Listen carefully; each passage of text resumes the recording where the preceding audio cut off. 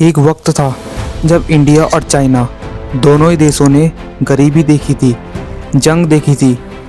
दोनों के पास भूख, बेरोजगारी और अंधकार था। लेकिन उस टाइम के कंपैरिजन में आज देखा जाए तो एक देश दुनिया की फैक्ट्री बन गया है और दूसरा देश अभी भी डेवलपिंग नेशन के टैग से लड़ रहा है। तो अब सवाल ये नहीं कि चाइना हमसे आगे कैसे निकल गया, सवाल ये है जब दोनों ही देशों ने एक साथ दौड़ शुरू की थी तो हम पीछे कैसे रह गए। तो हेलो, मेरा नाम है ऋषभ एंड आज हम इस वीडियो में यही जानेंगे कि हमने ऐसी कौन सी गलती करी कि चाइना हमसे एडवांस बन गया, जबकि शुरुआत में दोनों ही देशों की कंडीशन एक जैसी थी। तो शुरुआत होती है 1947 से, जब भारत आजाद हुआ। Of the 14th of August 1947, as the clock welcomed the 15th of August, the Union Jack, representing colonialism, was lowered, and the tricolor, representing the new nation's liberty, its pride. और उसी साल के आसपास चाइना में भी civil war start हो जाती है। दोनों ही देश एक नए दौर की शुरुआत कर रहे थे। एक देश डेमोक्रेसी के साथ कर रहा था और दूसरा देश कम्युनिज्म के साथ कर रहा था।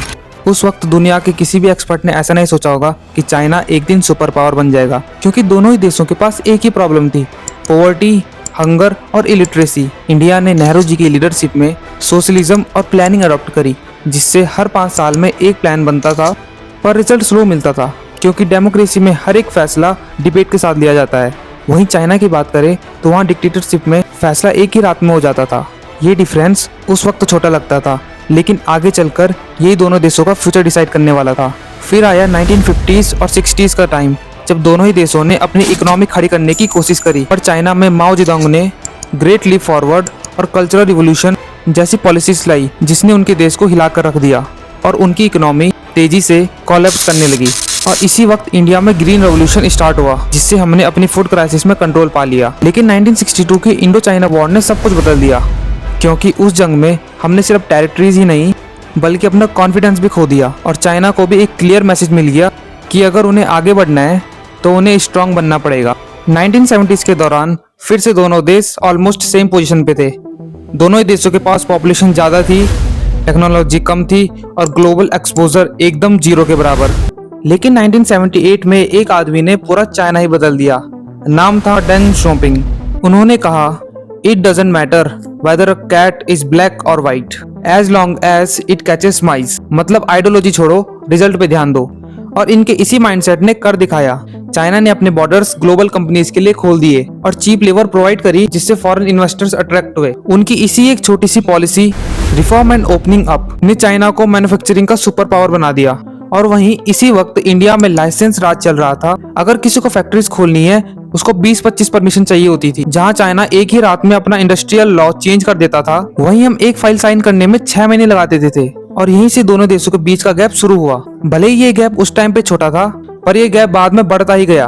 फिर समय था 1980s और 90s का, जहां चाइना ने हर शहर को एक छोटी फैक्ट्री बना दिया। हर इंसान के हाथ में मशीन थी और हर शहर से एक्सपोर्ट निकल रहा था, और इंडिया ब्यूरोक्रेसी और पॉलिटिक्स में अटका हुआ था। लेकिन 1991 में एक चैप्टर लिखा गया, जो था इंडिया की लिबरलाइजेशन पॉलिसी, जिसमें मनमोहन सिंह जी और नरसिम्हा राव जी ने देश के डोर्स दुनिया के लिए खोल दिए, जिससे इंपोर्ट्स, प्राइवेट कंपनीज और फॉरेन इन्वेस्टमेंट के रूल इजी हुए। और इंडिया ने आईटी और सर्विस सेक्टर में बूम करना स्टार्ट किया। इन्फोसिस, टीसीएस और विप्रो जैसी कंपनियों ने दुनिया में नाम बनाया, जबकि दुनिया में उस टाइम पे हर एक प्रोडक्ट में मेड इन चाइना लिखा रहता था। अब 2000 के बाद चाइना ने इंफ्रास्ट्रक्चर पे ध्यान दिया, like highways, ports, bullet train और स्मार्ट सिटीज। उन्होंने स्पेशल इकोनॉमिक जोन बनाए जहाँ टैक्स कम था और ग्रोथ ज्यादा थी। और इंडिया में अभी भी पेपर वर्क और अप्रूवल में फंसे हुए रिफॉर्म्स आ रहे थे। लेकिन 2010 के बाद एक नया इंडिया उभर के आया।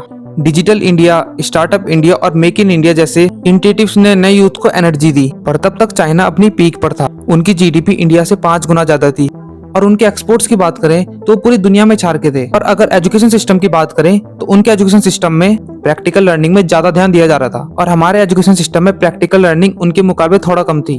और अगर मिलिट्री की बात करें तो चाइना ने वहां भी डोमिनेंस दिखाया। $225 बिलियन का डिफेंस बजट, हाईटेक मिसाइल्स और साइबर पावर। लेकिन इंडिया के पास एक चीज थी जो चाइना के पास कभी नहीं थी, वो थी डेमोक्रेसी और सॉफ्ट पावर। हमने दुनिया को दिखाया कि फ्रीडम के साथ भी ग्रोथ पॉसिबल है। फिर आया 2020, जहां कोविड ने दोनों देशों को हिला दिया।